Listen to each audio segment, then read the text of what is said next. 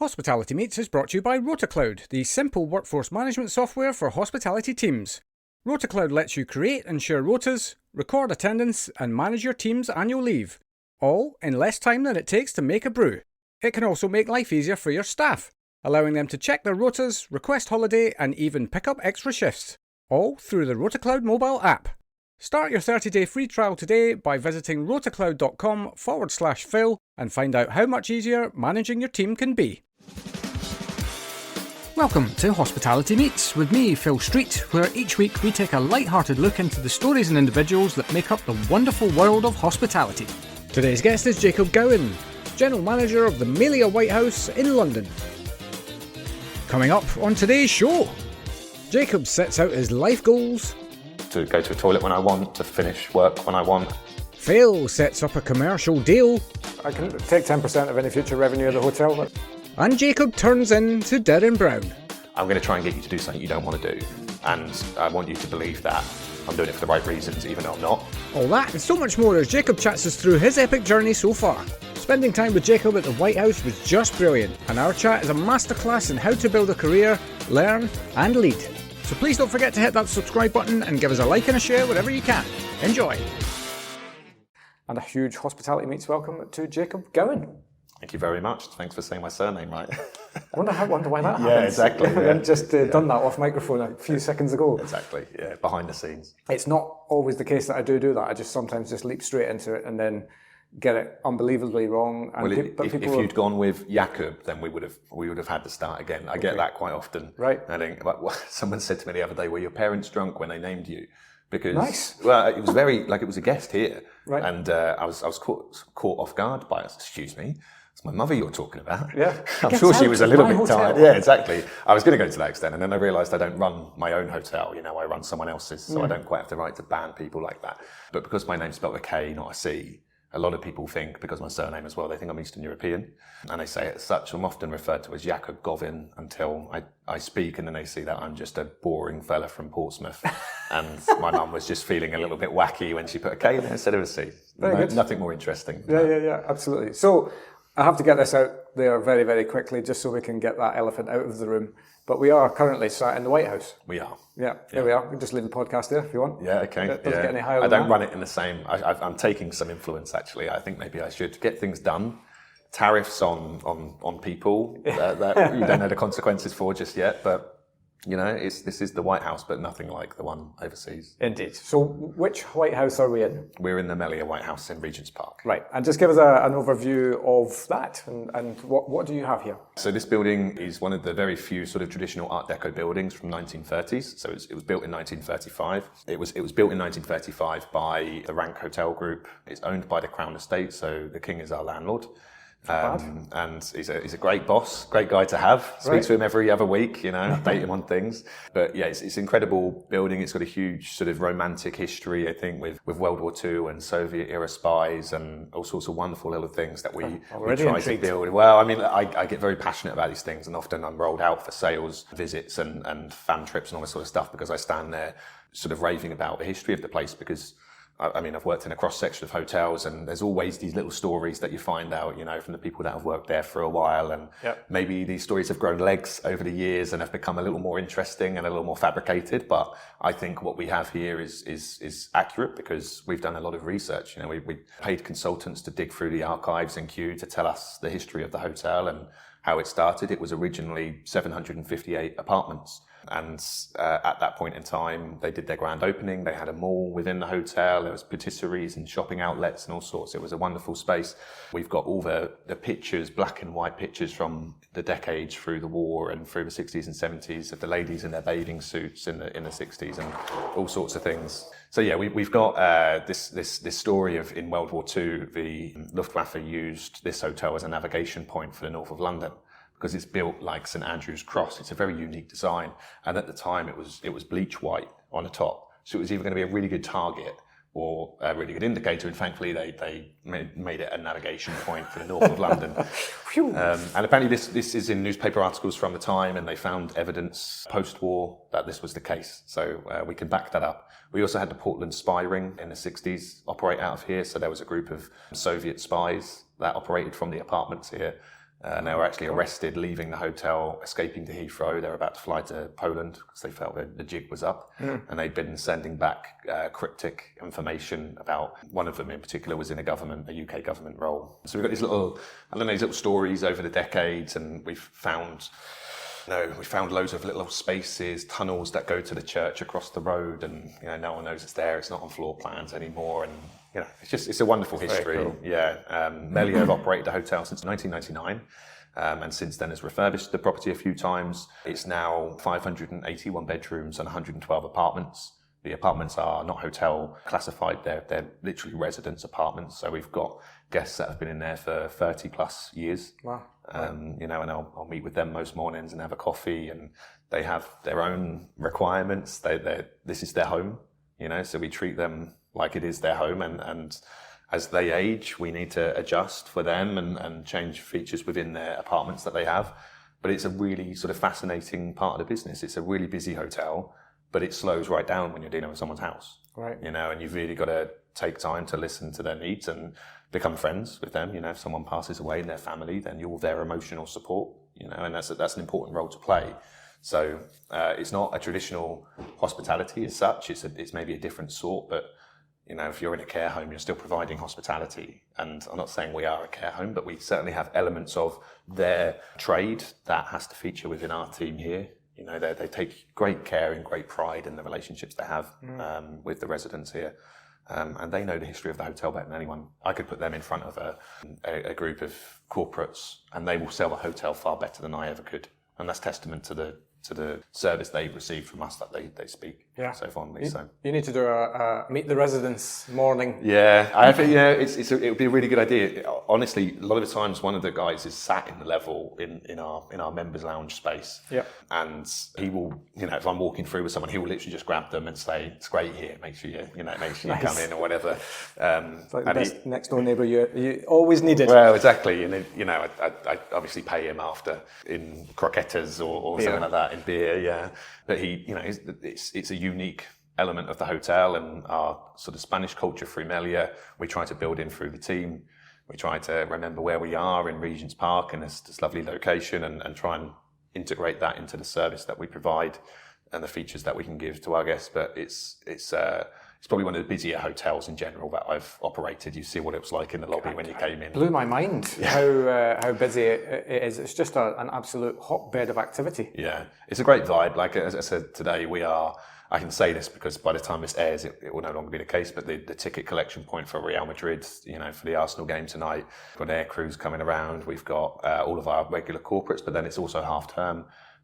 So we've got lots of families around the hotel, and that just instantly makes the place feel busier and gives it this lovely buzz. Yeah. But it's always like it, honestly, it just constantly rolls. And that's why we have to try and find a balance between that sort of volume mentality that you can deal with a lot of people, which takes a lot of organisation, a lot of expectations to meet, but then to build in what is incredibly important in our industry now, which is personalisation.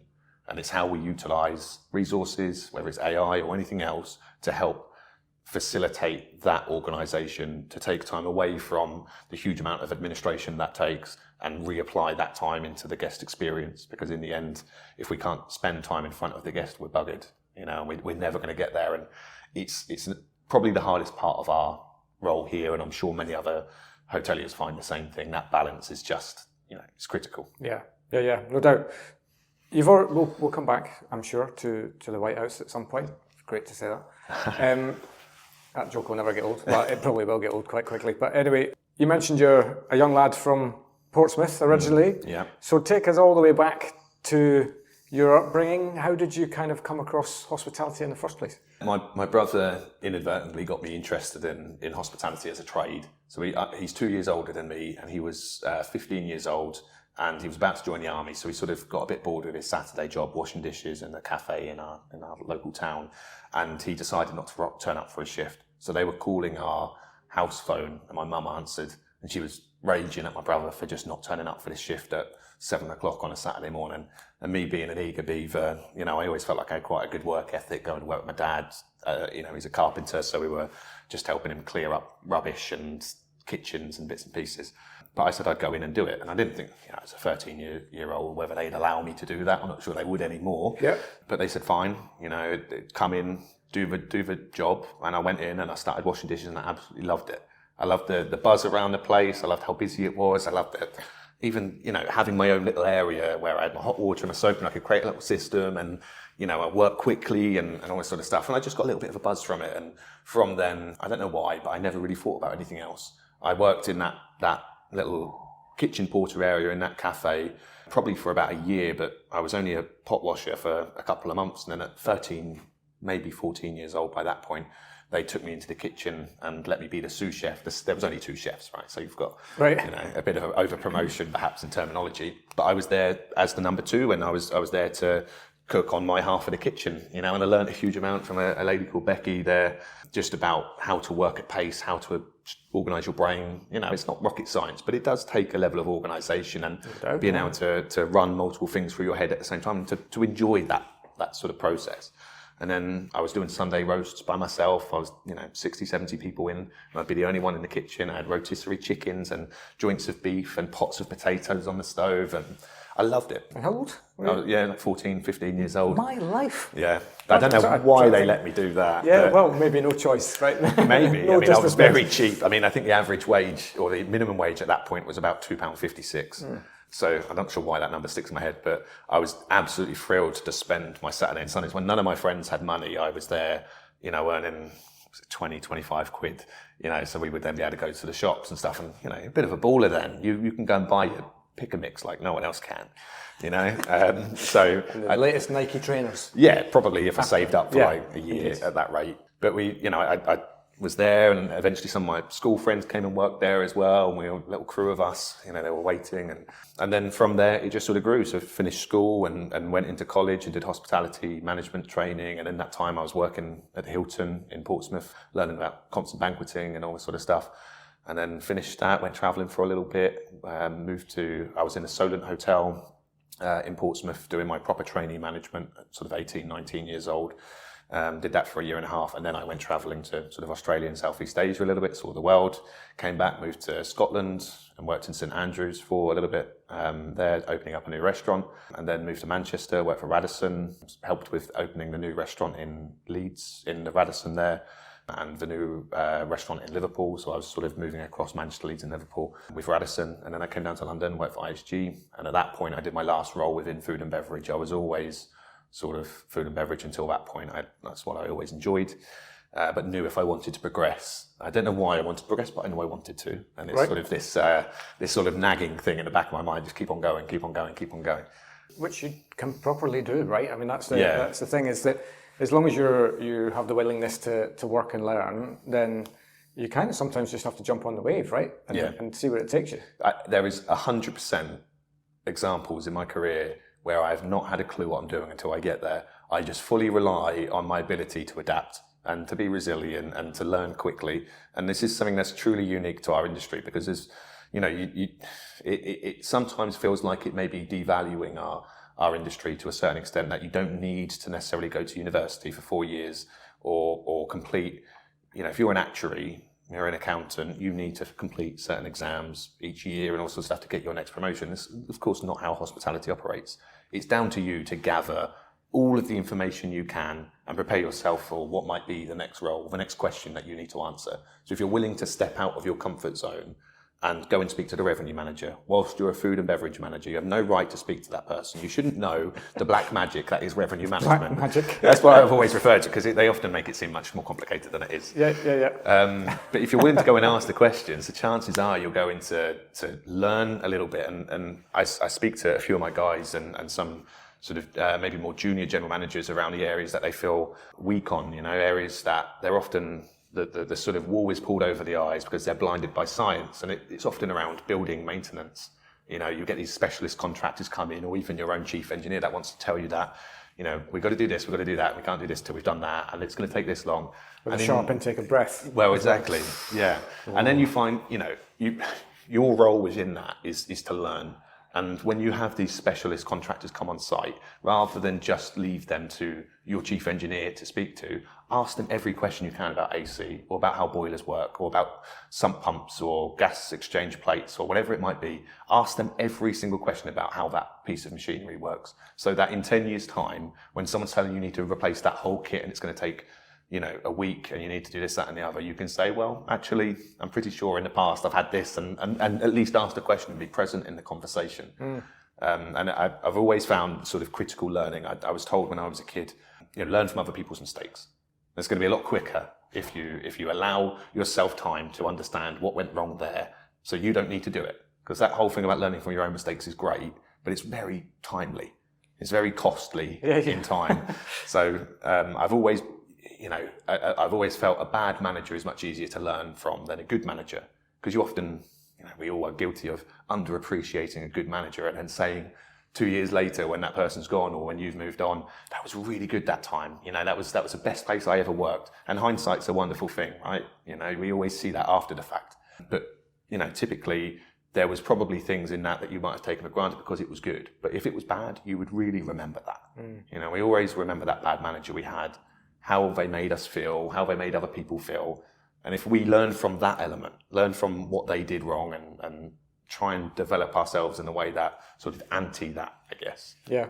Then chances are you're going to move a lot quicker. No doubt, no doubt. Some people could well do with listening to that, because I think there's a lot of time, you're probably right, the vast majority of people through the advancement of their career at some point are going to work for somebody that they don't click with. Yeah, absolutely. For whatever reason that might be. And it might be a two-way thing. It might be very led by one way or the other.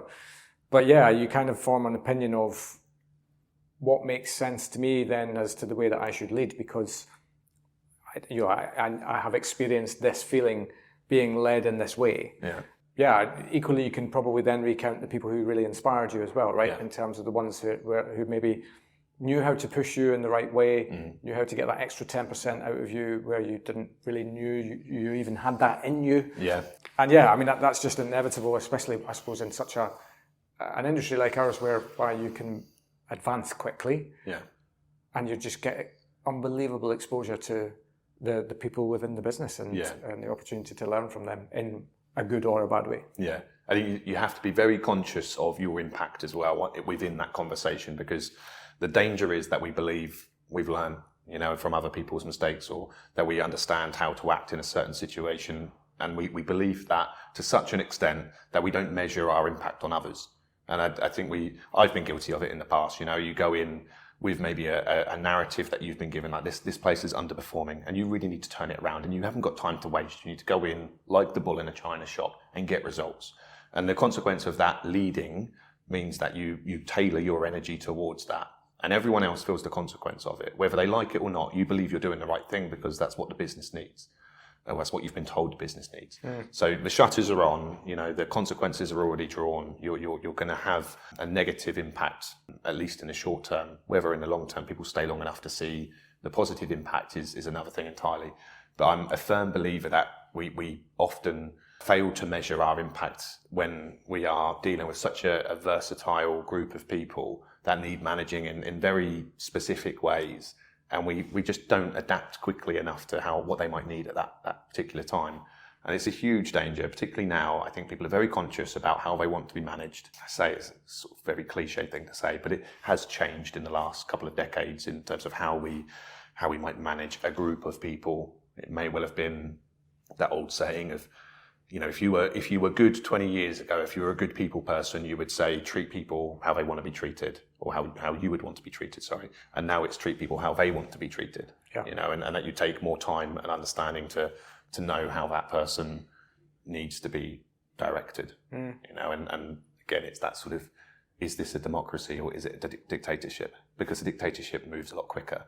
So what sort of Whitehouse do we want to run? Very good. There we go. We've pulled it back to the Whitehouse. Indeed, yes. I worked for about 20 minutes then to pull this link together. For the record, that was not me. Completely organic. Yeah. No, but you're absolutely right. And actually the emphasis of the responsibility we all have, or anybody who's in a leadership position, at the top end of the leadership tree to the first-time leadership tree, is that the responsibility of your first response to somebody's input to you is massive. Yeah. Like, has such a bearing on the next direction of travel. You know, and if you're impulsive and you respond in an impulsive way to what somebody is telling you, the responsibility that has, or basically the impact that can have, can make or break people. Yeah. And we should, I would imagine that we definitely are looking to make more than break more. Yeah. No, definitely. If you look at the sort of environment that we need to create within hospitality right now, we need innovators. We need to be creating new ways, new revenue streams, new experiences, and really break the mold. And you'll see countless examples, particularly in a city like London, where people are doing things that are completely different to anyone else, you know, and it might work, it might not, but they're trailblazers, you know, and they wouldn't be able to do that if they weren't firstly inherently resilient and used to being knocked back and continuing regardless. But there's a huge amount of people that may not have that resilience because they don't work for themselves. In the end, they know they've got a boss, and there's a lot of people that can close every single door around that person when they have ideas.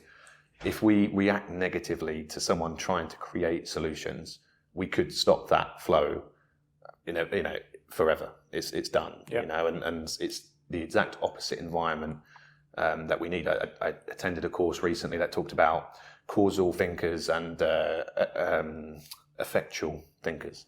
And it's effectively, you know, whether you have an entrepreneurial spirit or an entrepreneurial spirit. We often don't talk about the opposites that those are in a sort of closed environment like a hospitality organization where there's a pyramid and you have the owner at the top and all of us underneath. We're all entrepreneurs. We work for someone else and we do as we're told, you know, supposedly. You know, we sort of follow the rules and these are the brand standards and we're given the rights and wrongs and the do's and don'ts. Whereas an entrepreneur clearly doesn't think like that. And rather than being an entrepreneur, we all, regardless of role or seniority or level within the business, need to think like an entrepreneur. We need to create ideas that are beyond the sort of measure of a typical hotel environment, because clearly the most successful businesses out there right now are doing things differently, providing different experiences. And it could be very simple. You know, we talk about hero actions in this hotel. You know, you have these big hitters that the guest is, that was amazing. You know, we just refurbished our gym, which is clearly a hero action. You know, it's very visible, it's very tangible. The guest will use it and either love it or not, I guess. But it's something that we talk about. And then you have the non-hero actions, which are all these little micro things that you might implement that just provide the guest experience, just meet the expectations.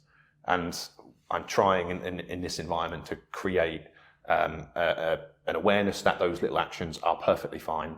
You know, that you might just change a really small thing and it will have a very marginal impact, but it's going to contribute. But then try and think long term or whatever sort of length of time that might be as a hero action. What would you do if you had all the money in the world? What would be your perfect scenario for this? And at least then we might start there and scale down, or maybe that is what we will achieve. But, you know, take the spirit into management meetings, take it into the environment where people should be, you know, contributing and there should be a bit of a flow as if it's a group of startups, you know, in a room trying to find a piece of an industry that's not been explored yet. You know, they're trying to create something new. But very much easier said than done because of the way that we're nurtured through the industry, I think. Yeah. But I suppose you have to have the intention, at least, to implement things like that. So it was hero action, and what was the other one? Like foundational action. So within that, hero actions being the big picture things, the things that are tangible, and then the non-hero actions. We've got to find a better term for that, but unsung, I call it the unsung hero. There we go. See, this is why you're good at what you do, isn't it? Those little catch lines. Yes, but what I actually just thought of in that process is that the unsung hero actions are, you know, if enough of them are implemented in themselves, they become the superhero, really, of the whole. Oh my God, I'm good at it. Look at this.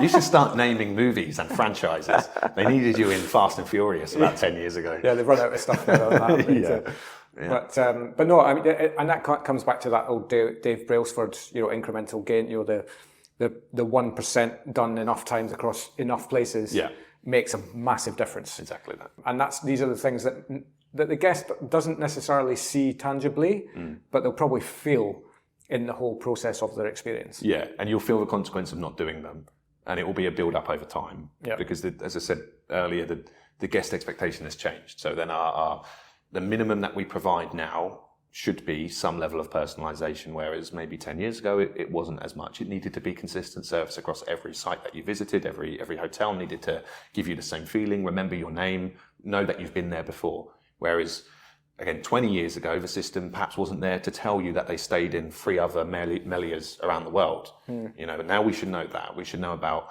how many stays they've had and what their preferences are for red, white, or rosé, or whether they're allergic to chocolate, dairy, whatever it might be.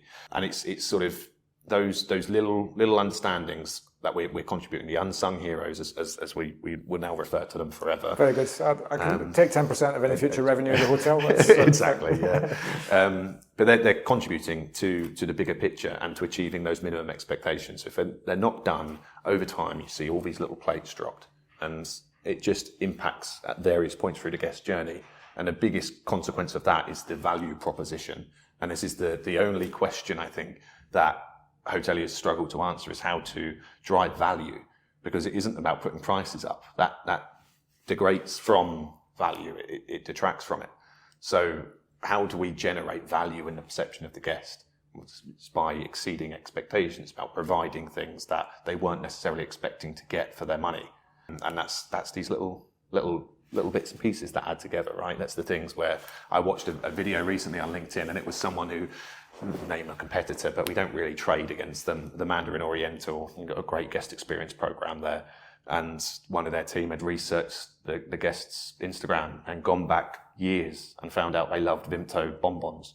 So, of course, what was in their room when they arrived? Vimto bonbons. And the guest knew immediately that it's far too specific to have been a coincidence. And it went viral, and that gave more traction, more quality social media outreach than anything the Mandarin Oriental could have facilitated themselves through their social media channels. Yeah. And that's what sells. That, it's about integrity or at least appearing to be genuine in the actions that you take, and then really being genuine in the actions you take, and doing things for the right reason.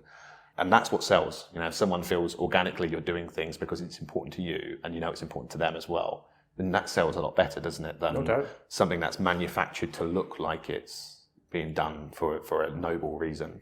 I am totally on board with the positive stalking, we'll call it. Yeah. I was lucky enough to experience the soft opening of the Pan Pacific London. Oh, wow. Yeah. And the experience that they put on for us, and I would assume that all of the other guests that went through that was amazing. Yeah. You could not have asked for more. And the tone was set on arrival in the room when we went in, and there was a picture of me and my wife on our wedding day, and a picture of our dog.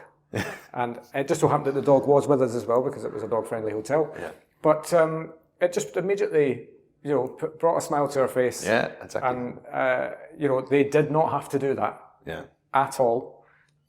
And yet, this thing that they did just set the tone. Yeah. It set the tone. And that will be with you now for life. Yeah, I talk about that amongst many, many people. Yeah, and those many, many people will want to experience it themselves. Yeah. And because so few places commit to that extent, they can only really stay there to receive that level of quality. Yeah. And that's where, the rest of us have to catch up to a certain extent. I mean, I can say honestly, we don't achieve that level of personalisation. Yeah, we had the owner of the rugby club of Mallorca staying, and he started the club however many years ago, a few decades ago. So we found an original rugby shirt, from the first year that club opened, and we purchased it and put it in a frame and put it in a room. And we do things like that quite often, but the challenge for us is the size of the hotel and the doing resource. 300 arrivals every day. Yeah. Try and personalise the experience for 300 positive people. Stalking that quantity. Well, exactly, and it's also the get into every room and drop something off like that. We would love to do that. That makes people happy, not just the people receiving it, but the people doing it. Yeah. If that doesn't bring a smile to your face as someone who works in hospitality, you're in the wrong trade. Yeah. You're likely not hospitable. And we should be striving for that level of quality. And this is probably where the 5-star market has expanded, the luxury market has expanded and has become more accessible to a greater level of people than ever before. And it doesn't matter whether you're a traditional 5-star like a Savoy or the Ritz, whatever it might be, or whether you're a New World 5-star.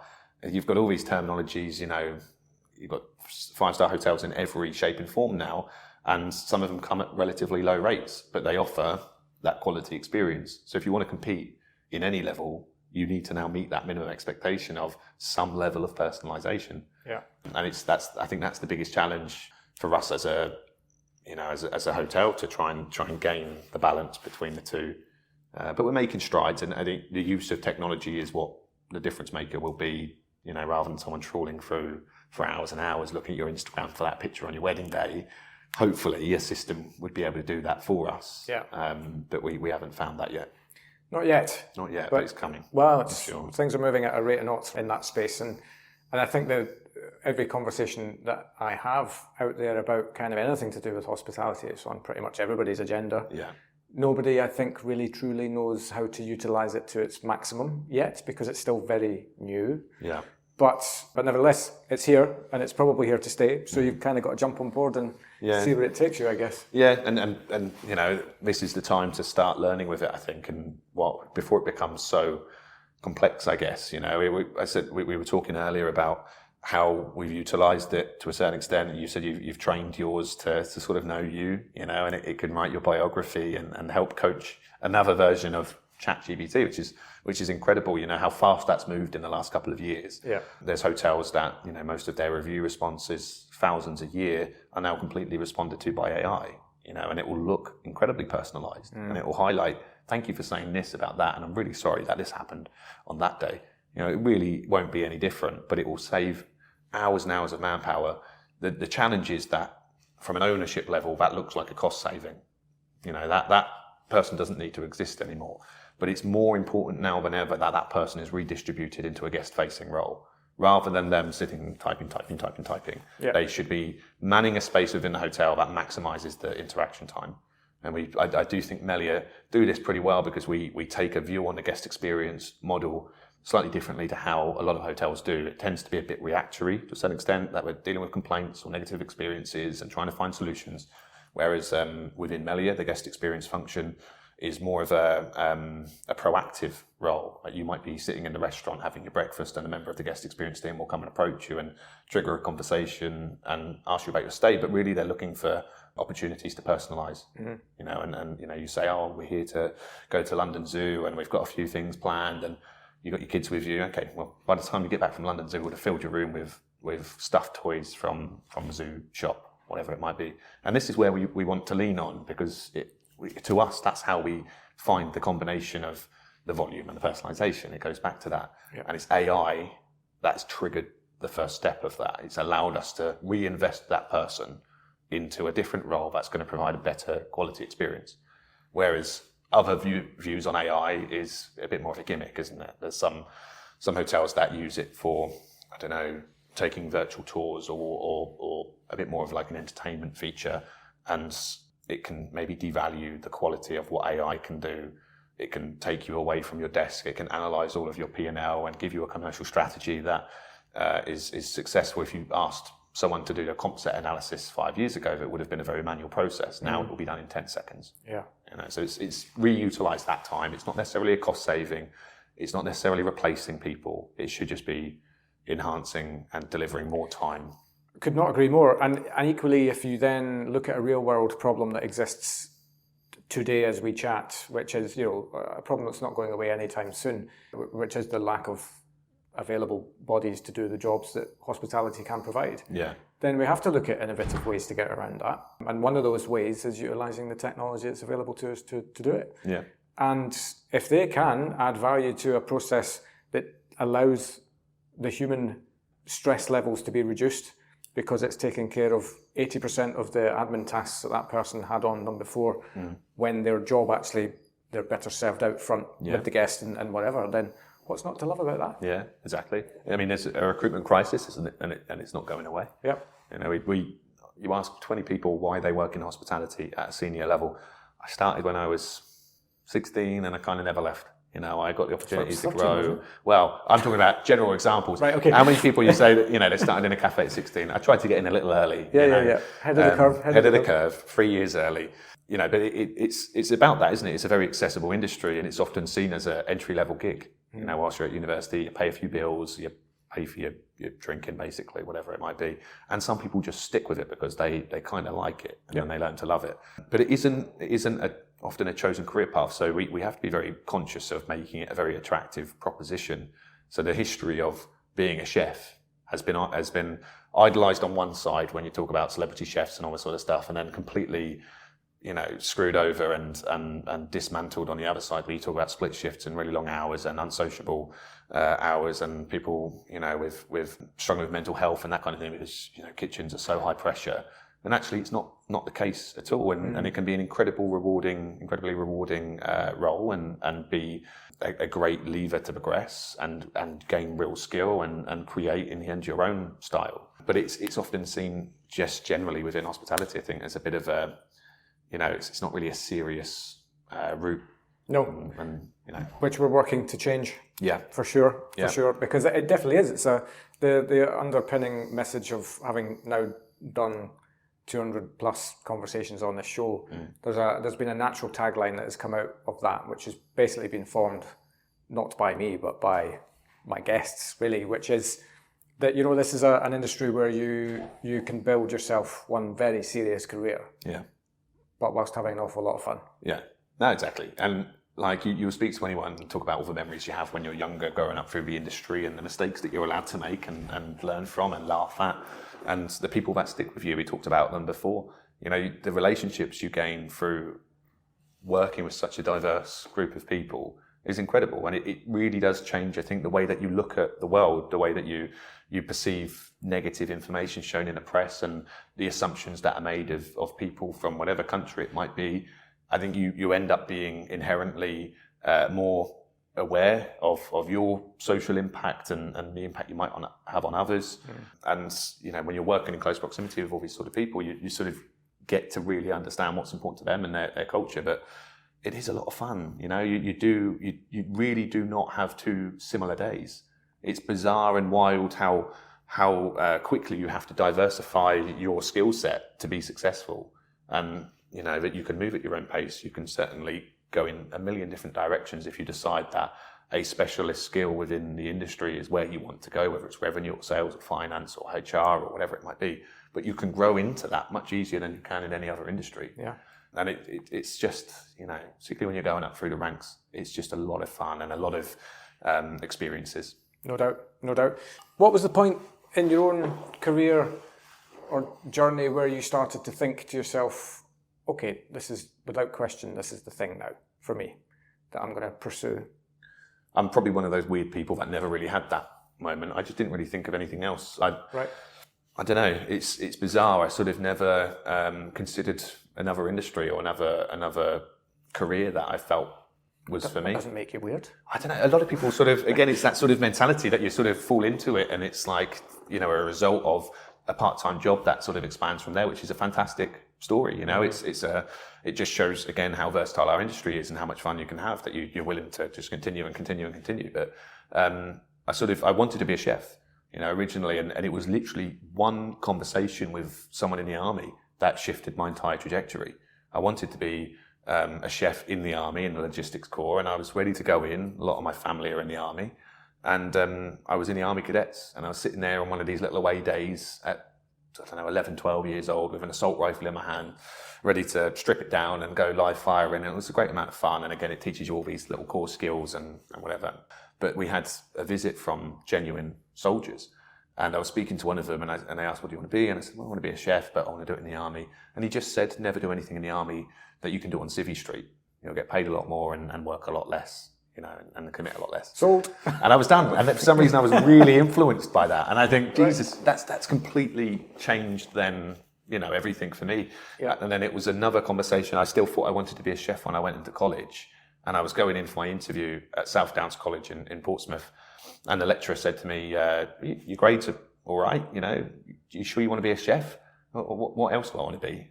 You could work, front of house and work your way up and be a GM one day and all this sort of stuff. And I thought, okay, I'll do that. Yeah. And then the rest is sort of history. And you just sort of know what it is, but there's no better time in a hotel than 7 o'clock in the evening when the lights are down and the buzz around the place is going. And I always felt that in the restaurant, you always felt everyone was happy unless they're not, so you bugger up the service. Yeah. But it just felt like one of these environments that I wanted to be in, that there was this almost like a endorphin rush from the service that you would be no longer tired. You would be, constantly riding this little wave of being busy. So yeah, it's sort of grown from that, and I really never thought of anything else to do. Now I love anything to do with like building. Like I love when we're sort of talking about our swimming pool that we're going to build and our apartments that we're going to refurbish and all of these sort of bigger projects. I love all of the intricacies of talking to the architects and the consultants and the council and working through quite complex processes like that maybe take quite a long time to do, but the result is just so cool. You're having a material change and something that is going to have a massive impact, and you're going to be there for the brainstorming initially. You're going to be there through the chaos that is the installation, and you're going to be there to see the consequence of your actions. And it might be your strategy, it might be how you sold it, built it, and then bring it to market that shows success or fails. And you grow through the ranks and you realize that impact grows with you, so you're maybe as a restaurant manager, you're limited to the restaurant that's in front of you, and you're able to impact, the menu, or you're able to impact the style of service that you provide. And you realize that each time you step up the rung of the ladder, your impact, your sphere expands. And if you enjoy that and you start to see how front office operates or how guest experience operates, and you start to change the way in which you do things and measure the consequences, it's just an enjoyable process. 5-star hospitality means having the right people in the right place at the right time, and that's exactly where RotaCloud can help. RotaCloud is the online platform that makes planning rotas, recording attendance, and managing annual leave easy. Its simple, drag-and-drop interface lets you create and share rotas with your team in minutes, while our built-in budgeting tools mean you'll know exactly how much you're spending on staffing before sending the rota out. RotaCloud also makes life easier for your staff, allowing them to check their rotas, request time off, and pick up extra shifts, all through the RotaCloud mobile app. Start your 30-day free trial today by visiting rotacloud.com/Phil and find out how much easier managing your team can be. Yeah, I can see that from your body language, to be honest. You became maybe animated. a little bit elaborate. Well, this is why you said to me it'd be good if we could do this in person as well. Because flinging your hands around a Microsoft indeed, Teams. I'm trying to avoid coffee getting sprayed all over me. Yeah. The one thing I took a lot from that, but the one thing that will ring true in my head for a long, long time is that you used, don't think this is an exact quote, but you used a phrase which said, "I enjoy speaking to the council." Yeah. Well done. I think you might have won it. That's probably a bit weird. Yeah, that's probably a bit niche. But it's more like the win. That you might put a proposal in and you're going to be pushed back, and you've got to negotiate and you've got to find solutions. And in the end, you build on your base skill set, which is your ability to build relationships. And that's the ultimate thing for me in hospitality, and I'm sure it rings true in many industries, is that what will set you apart is your ability to communicate. And I remember doing this sort of training years and years ago, the seven steps of communication, and they looked at all of the various ways in which we communicate, one of which is our gestures, of course, our body language and the tone we use, the delivery, the words. And I just found it really interesting. And I wanted to almost test it. I wanted to go into a group of people and be maybe very, very stagnant, very, very low tone, very boring delivery, and measure the impact of that versus being very, enthusiastic and passionate. And, what's the consequence of those two things? And then rather than a group of people, pick an individual and try and identify what they need from you and communicate in the way that's most effective. And then do that, not just within your own team, but do that within the senior team that might be at head office, and how you can manage them to help deliver your requirements, despite them being more senior and having different goals and that kind of thing. And then you do that with the council. And that maybe is like the ultimate goal, really, but you sort of do it with your owners as well. We have to manage. I got told off years ago. I was working for a hotel group and I was sitting in an induction, and they asked what good management is. Like, how do you become a good manager, a good communicator? And I always felt like the word manipulation has a bad rap, that it's often perceived as a negative thing. But I believed at the time that actually manipulation is a good quality if used in the right way. Yes. For a greater good gain rather than for your own personal selfish gain. Exactly. But and not even in an underhand way, because manipulation is probably the wrong term to use, because it's often perceived as I'm going to try and get you to do something you don't want to do. And I want you to believe that I'm doing it for the right reasons, even though I'm not. But realistically, every decision we make is for the good of the organisation. And the manipulation part probably comes more into wanting someone to believe that that's the most important thing to them as well. And it's utilising your ability to communicate and your ability to build relationships with that individual to get them so motivated and so impassioned that you no longer need to be their motivation through negative forms, because that's often how motivation takes form when there's no results. And to help deliver that message into them in a way that works for them. And manipulation is totally the wrong word, and I get that now. I was young at the time. But it's... I get what you're saying, though. I get what you're saying. I'm trying to think what the word would be. Pressure now, because I haven't solved the riddle of the hero earlier. Yeah, luckily I'm expecting great things to come from this. Sorry, blank. Coffee's worn off. I totally get what you're saying. At the end of the day, what we're really talking about here is one big, massive collaboration in the end. Is that you have an objective. That objective can be set internally from yourself, or it can be set by your owner, or it can be set by wherever that objective comes from. And then it's a case of bringing all of the stakeholders to the table in order to facilitate the outcome you need. Yeah. And that's the joy of collaborate. You can't do it on your own, right? So you need to collaborate. Yeah. And whether that's a collaboration with these external factors or within your own team, it still can be perceived as leadership, but ultimately you're collaborating. You're collaborating to get something done.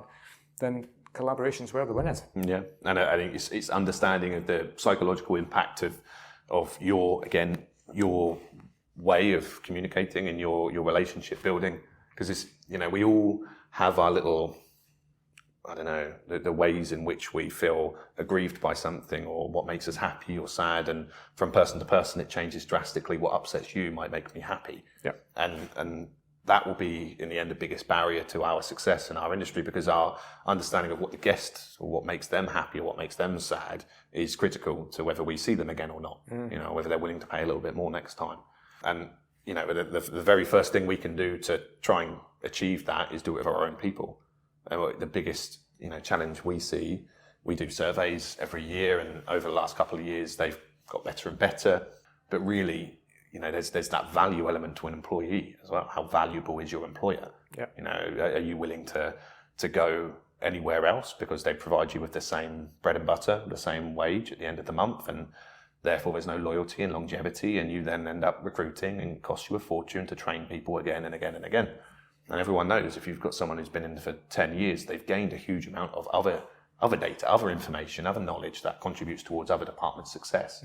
So if you're constantly in a ring of high turnover, you've got to understand why, and it comes back to values, how we value our employees, how they value us. And we try really hard. We genuinely do try really hard to give them all of the positive experiences we can, because we know how hard it is. Yep. It's not a slow-paced, and of course there's always challenges everywhere you work, but it's a really fast pace. Yeah. And we're constantly asking from them. Well, indeed, and I suppose coming back to that personalisation discussion when it comes to the guest, is that's now the next generation of how we look after our teams, right? You've got to have a personalised approach to the perks that you offer, to what they need from the role itself, in terms of maybe there's flexibility required at certain times of the week for childcare, dog care, whatever kind of care. And that's the sorts of stuff that we have to be looking at now as well, in order to keep people engaged with what they're doing, because the minute you start putting up roadblocks and barriers is the minute that you start losing them. The disengagement begins. It comes down to whether you're acting with integrity, and that critical combination for you, sarcasm and integrity. Indeed, critical. Absolutely critical to your success. But there is, to be honest, when I think about it, elements of that are absolutely required in an environment like this.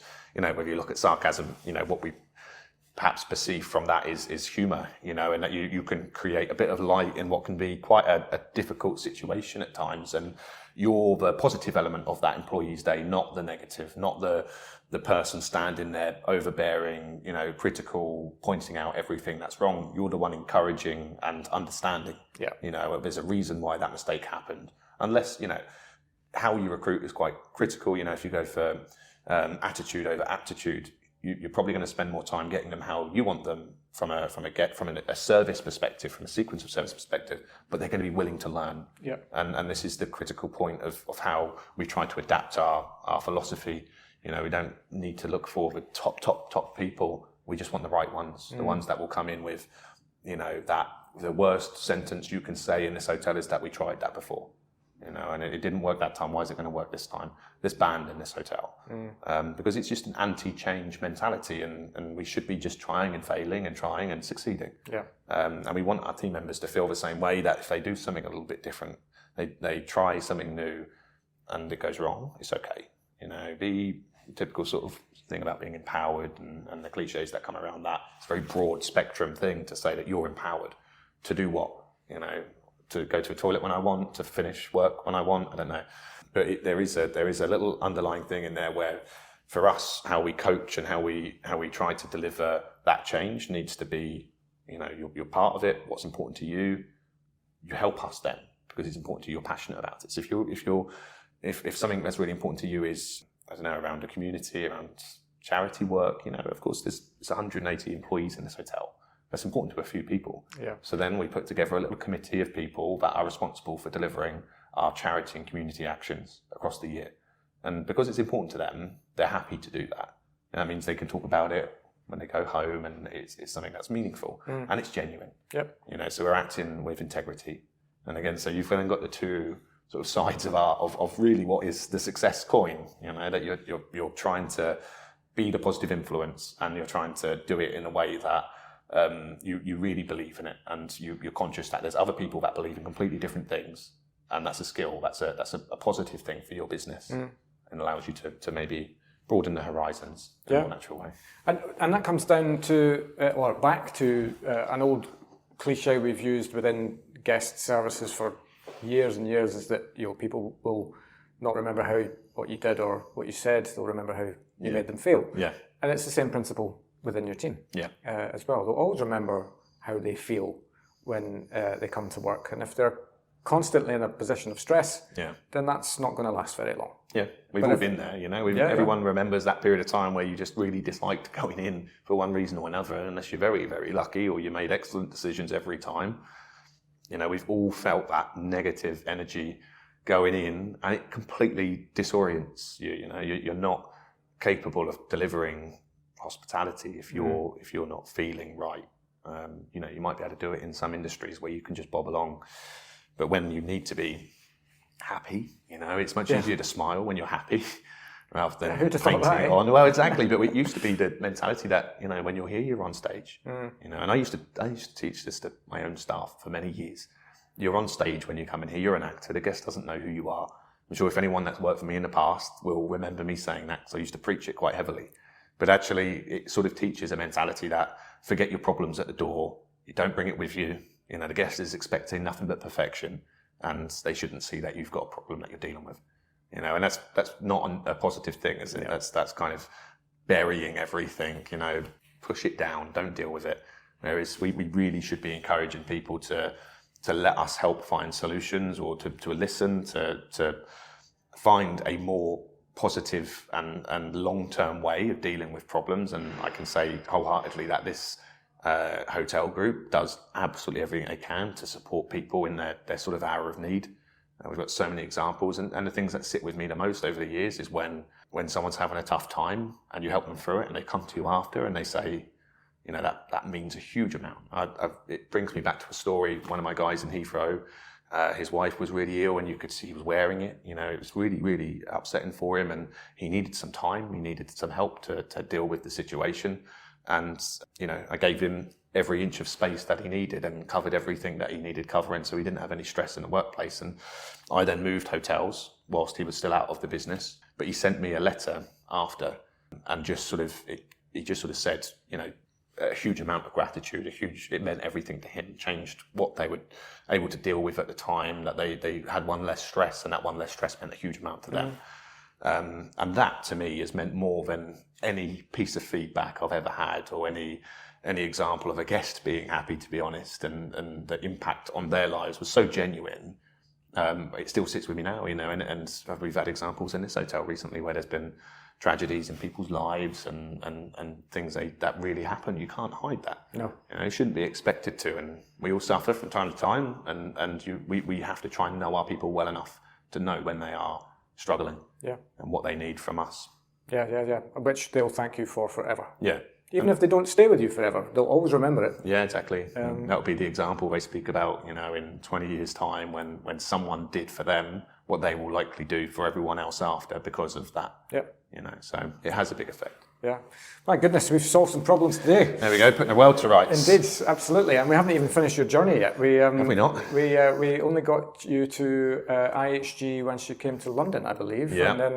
And then we didn't carry on to the end. Yeah. So bring us home. Yeah, so the last role I did within food and beverage, as I said, was with IHG, and had a load of fun in that property. And I always think when you sort of reach the end of, I guess if that's your want and need, that departmental head level, you probably feel like a bit of a skilled person at that point, that you've done your time and you really feel that you can do that with your eyes closed, right? And I felt like at that point, within my market, within my comfort zone, I was good. Yep. And I was very innovative and able to create and all sorts of stuff. So I wanted to then push on to the next thing, and I started spending time with the revenue manager and spending time with finance to sort of send black magic, but the P&L of the world, the revenue strategy and the systems that are used to devise these sort of things to get me ready for my deputy general manager role.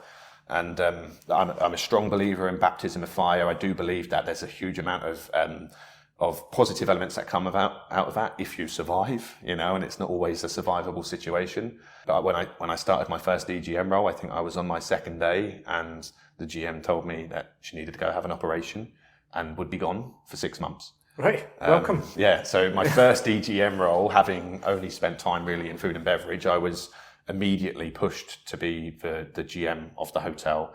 And they sent someone down to support for a month or so. But realistically, they were also running their own hotel, and it really was a baptism of fire. It was a 200-bedroom hotel. It was very, very limited in terms of staff. So even in that role, you were still, be on breakfast in the morning, and then there's only one person on the bar, so you might have to jump in. It wasn't like a little independent hotel, but it was just quite tight on staffing.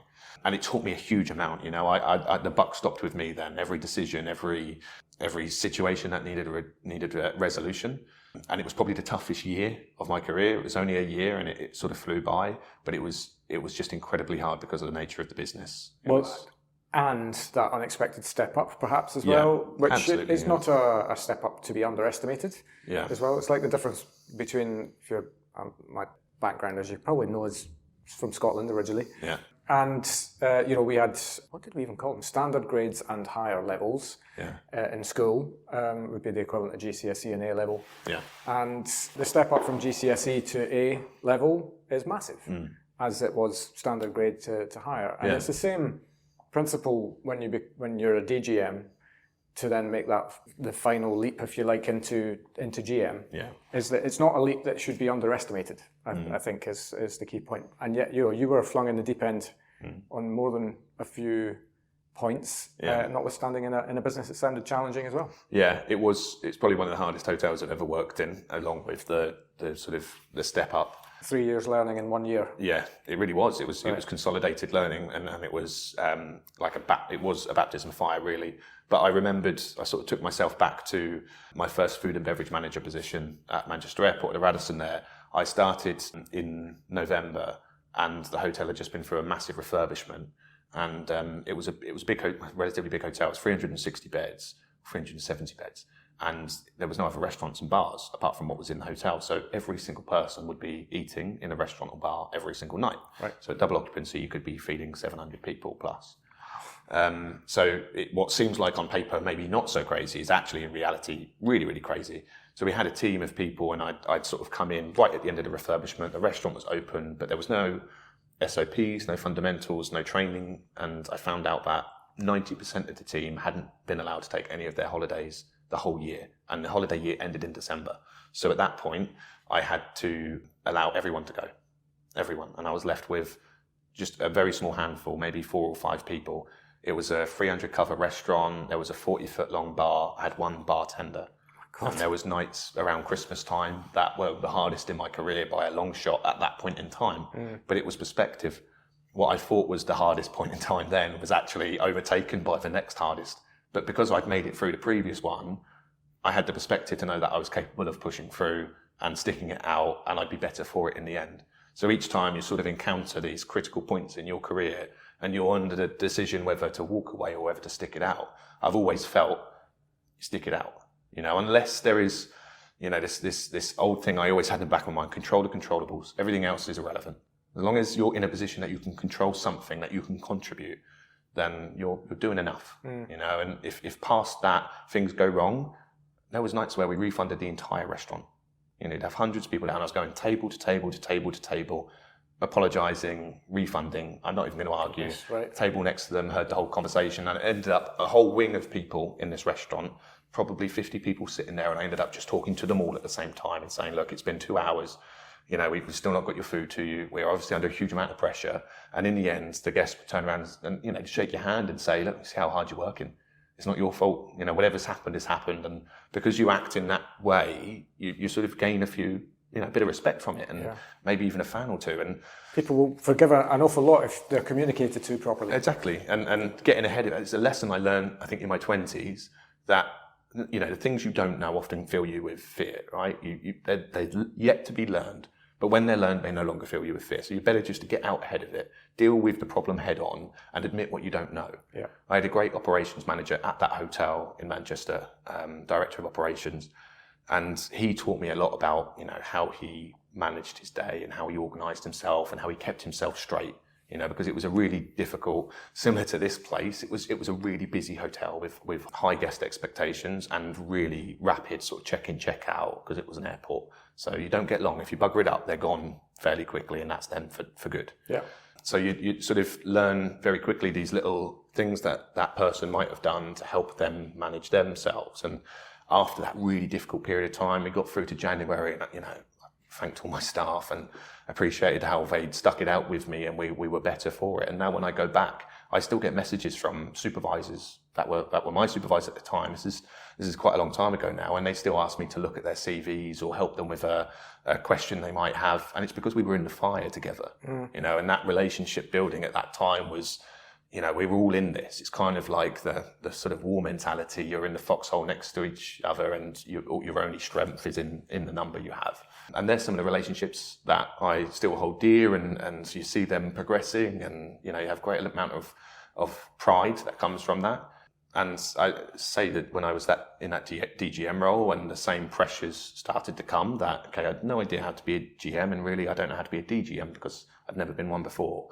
But remembering that, firstly, I've been through it before, built the resilience and gained the perspective. And secondly, my biggest skill is my relationship building, my ability to communicate. So let's get everyone on board in the hotel. Let's tell them that this is the fire point. This is the critical point for us. And we need to all be together. We all need to support each other. And in 6 months' time, it will get better. But for now, I need everyone to play. I need everyone to give everything. Yeah. And again, after it was just a year, but then I was given my first full GM role. And it was because I didn't have a GM for that first sort of period in that role. Because you've proven your worth in potentially, a circumstance which won't be the same in every business. You won't have that level of pressure and issue to deal with. Yeah, and you won't always get the reward either. The reward felt great because I felt like it was very much earned, but there won't always be a thank you. There won't always be a positive element that comes off it outside of the lessons you can teach yourself. I was speaking to one of my guys recently who was finishing up here, and she was worried about her contribution, because she was here for a very fixed period of time. She was one of our sort of senior trainee managers, and she was being promoted to another hotel. And she was worried that how much did she learn? How much did she gain? And I sort of explained it as, that there's no certificates. There's no awards ceremony, at this point in your career. Maybe for your training management program there will be, but for your time here, your learning is I don't know how to describe it, but it isn't as tangible as that. It's what you will rely on in the years to come, but you won't necessarily be able to always identify when you learnt it. And that building of resilience and perspective is often our most undervalued learning, because it comes at the hardest times and all we remember is the negatives. Yeah. But actually, by doing that, we become much stronger, much more willing to step into fire, knowing that we have the ability to step back out of it. And it probably sounds a little bit dramatic, but we all have what's important to us, and the experience in life is not as dramatic as it sounds, perhaps. But the explanation I tried to give her, when you're a supervisor, you can feel the difference that you make in front of you in a department. You can speak to the team and speak to the guest, and you can really see the consequence of your actions. But as you grow, sometimes those consequences aren't visible to you. Yeah. They're visible to the people on the floor, the ones that are delivering the message. And that's why you stay close to the team, and that's your reward and your understanding of whether you're doing something right or wrong. So you change your goalposts, then your perception of success should be altered. Otherwise, it's a very, I guess, demoralizing experience that you're looking for the certificate, you're looking for the sign-off to say that you're now ready for that. Yeah, indeed. Well, yeah, and you, again, kind of come back to the point of, you kind of just have to ride the wave of opportunity that comes your way. And sometimes if you're presented with, and this happens a lot as well, you're presented with an opportunity in your own career whereby maybe within yourself you even think to yourself, I don't think I'm ready for this. You kind of have to go and test yourself. Yeah, it's a funny thing because you either, I think, are born with maybe a bit of a mentality to overshoot, that you're willing to put yourself in a pretty crazy situation for growth, to see if it works out or not, and then when you get there, or you might be the sort of person that always asks, am I ready? And then maybe a bit of imposter syndrome when you get there, whether you're doing the right thing, and you second guess yourself. I feel very much that I've spent most of my career in the first category, often to an extent that, it's check your ego kind of thing. You'd probably push in too much now, right? And need to spend time learning the elements of your role to make sure you're well-rounded and balanced enough. And that's where, when you become a GM, there's levels to it. You're not just a GM and then you're an equal to everyone else that's a GM. You build that experience over time, and someone who's been a GM for 20 years clearly has a much bigger skill set and is more balanced. But you can certainly slim down the time that it takes to gain that level of quality by, again, reverting back to your sort of core principles, whether that be, learning from other people's mistakes, at least learning from your own, at least measuring your personal impact, and exposing yourself to as many parts of the business as possible. Again, if you're approachable, if you build relationships well to the shareholders, to the stakeholders, the chances are that you're going to be able to work in a more dynamic way, and you're going to have a bigger sphere of impact and influence. So I think it sort of step by step, one domino knocks the other, and without one of these key skills, it falters and falls apart very quickly. Yeah. And again, it's some people are fortunate enough to have that inherently, but most of the time it's a learned skill. Yeah, but also probably in a lot of cases as well, it's important that when people are put in a situation whereby they're being asked to stretch themselves, is that they need to be supported in that moment more than ever. Sounds like you perhaps were to some extent in that thrown in at the deep end moment. Yeah. But it's important for longevity. I think we can all probably get away with that once or twice in our career, whereby you just do that monumental leap of faith. Yeah. And you don't have the support network around you, but you are given the benefit of time to figure something out. Yeah, definitely. I was very fortunate. Seamus, who was the deputy MD of the entire hotel group, took me under his wing, taught me how to read a P&L. I really didn't know a huge amount at all. Yeah. And you remember you're responsible for effectively the GOP, the contribution of the hotel to the wider group, and if you fail to control these expense lines and understand how to yield revenue properly and make sure the sales team are contributing properly to this commercial strategy. These things take time to learn, but I was very fortunate that he, at least in the opening phases, supported me wholeheartedly. Whilst he couldn't be on site very often, it was a quick phone call here and there, and that was immeasurable. So whilst I was, frenetic in the operations, trying to deal with the day-to-day, I knew I had backing and that I was allowed to make a few mistakes. And in the end, it was the relationship with him that then pushed me onto my next role. So I've been fortunate that I've got a number of people through my career, including my current boss now, Gary, who, I think I'm recruited here for a certain reason. That I like to try and change things and do things differently and innovate and create. And I get full, remit to practice that skill whilst being in a brand, and having the safety net of it and also the restrictions of that. And it's really important that we try to be that person for someone, whether it's within our organisation or take on a mentoring role for someone who's not even to do with us, and not be so inward that, you don't try and contribute to other people's success. IOH obviously has a fantastic mentoring program, and a young fellow, Cameron Walker, who I've mentored for the last couple of years. He's been in a Restaurant Manager Year competition, and he's coming on a podcast with me in a couple of weeks, I think. Right, good. Maybe even about mentoring. Probably. Right. I mean, he's sort of the sort of person that does so well from it because he's just willing to ask the questions and willing to learn. And this is the primary example of someone who's developed past his years. He's 25 years old and he runs a lovely gastronomic pub in the Midlands, and he manages people typically older than him. Yep. And he can only do that because he's got a certain way, of communicating, and he's very genuine and humble. But he's willing to ask people that, we go to these passion for hospitality days and all this sort of stuff, do a lot of work with Lisa over at Buckinghamshire University and support with the students. But you can see some people are willing to ask the questions and willing to really listen to the answer and to take on the information and learn a lot quicker. And Cameron's one of those people. So he's cutting years off his development time because he understands the importance of profile. He understands the importance of relationships.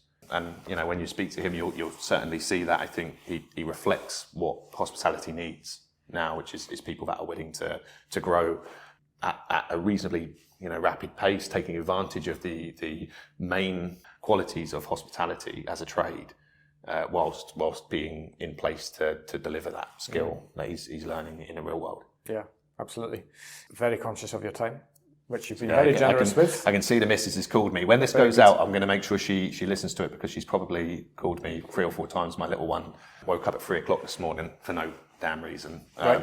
And then we found out the nursery was closed when she was trying to drop him off, because it's half term, of course. Of course. But when you're sleep deprived, you don't necessarily remember that. Right. So she packed him up and took him there, thinking she could go home and have a little nap. Right. And she's very disappointed and wanting to know if I can get out early today. But right. I'm doing very important things. Indeed. Well, yes, maybe the most important thing you'll do all year. Maybe.